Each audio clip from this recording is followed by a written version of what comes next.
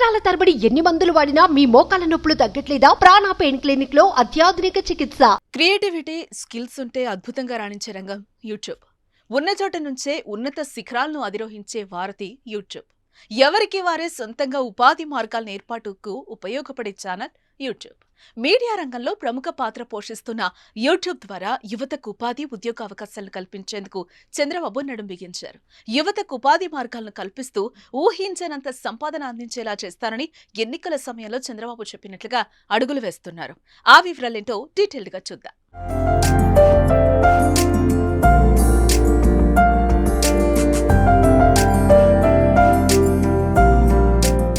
అమరావతి రాజధానిలో ప్రతిష్టాత్మక సంస్థలకు ఆహ్వానాలు పలుకుతోంది చంద్రబాబు ప్రభుత్వం.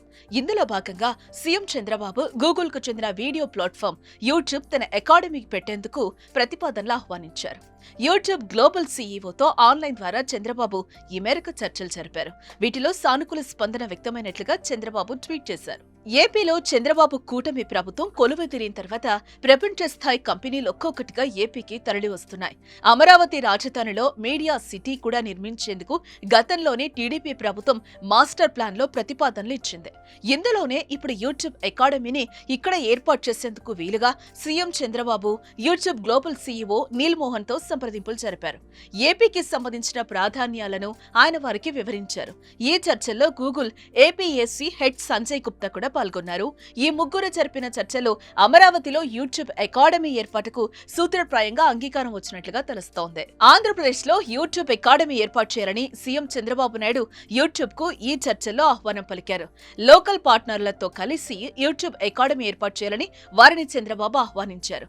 స్థానికంగా కొందరు జత కలుస్తారని, వారితో కలిసి అకాడమీని ఏర్పాటు చేయాలని చంద్రబాబు వారికి సూచించారు. దీనిలో ప్రధానంగా బీటెక్ చదివిన విద్యార్థులకు, నిరుద్యోగులకు content, skill development, AI certification programmes వంటి వాటిపై శిక్షణ, పరిశోధనలకు అవకాశం కల్పించాలని చంద్రబాబు తెలిపారు. అమరావతిలోని నవనగరాల్లో ఒకటైన మీడియా సిటీలో యూట్యూబ్ అకాడమీని ఏర్పాటు చేయాలనేది చంద్రబాబు నిర్ణయంగా తెలుస్తోంది. కంటెంట్ రైటర్లను ప్రోత్సహించడం ద్వారా ఉపాధి కల్పించే అవకాశాలను చంద్రబాబు వివరించారు. క్వాలిటీ కంటెంట్ ను యూట్యూబ్ లో అప్లోడ్ చేయడం ద్వారా ఆదాయ మార్గాలున్న విషయాన్ని తెలిపారు. అదేవిధంగా వీడియోలు, ఆడియోల రూపకల్పన, క్వాలిటీని మెరుగుపరుస్తూ విద్యార్థులకు, నిరుద్యోగులకు శిక్షణ ఇవ్వాలని సూచించారు. గూగుల్ తో అనుసంధానం చేసుకుని యూట్యూబ్ అకాడమీ కార్యక్రమాలు రూపొందించాలని సూచించారు. ఏపీలో నైపుణ్యం ఉన్న మానవ వనరులు ఉన్నాయని, వారిని సద్వినియోగం చేసుకునేందుకు ప్రాధాన్యం ఇవ్వాలని సీఎం కోరారు. ప్రభుత్వం వైపు నుంచి కూడా అపరిమిత సాయం అందుతుందని, మౌలిక సదుపాయాలు అందిస్తామని సీఎం తెలిపారు.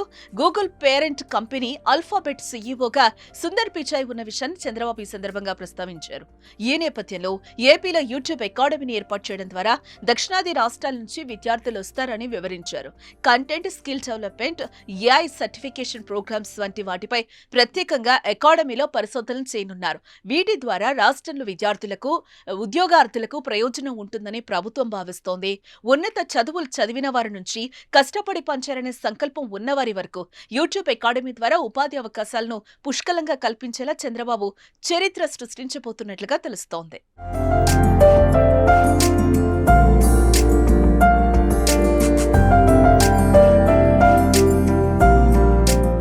సుమన్ టీవీలో మీ పర్సనల్ అండ్ బిజినెస్ ప్రమోషన్స్ కోసం కింది నెంబర్కి కాంటాక్ట్ చేయండి.